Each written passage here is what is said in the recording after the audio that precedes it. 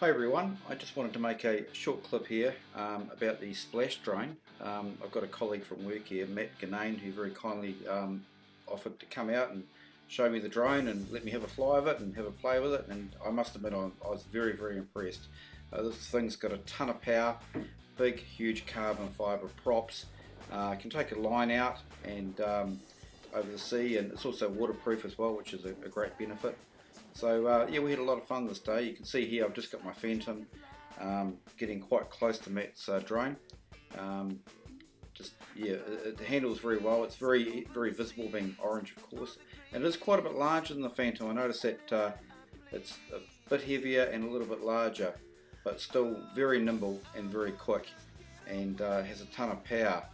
So yeah, we had a lot of fun flying it around Plympton, and I took both my Phantom 4 and my Typhoon H. I got all the drones up at the same time at one point. We had a lot of fun. So yeah, so if you like this clip, give me a thumbs up and subscribe, and we'll catch you on the next one. Thanks guys, bye.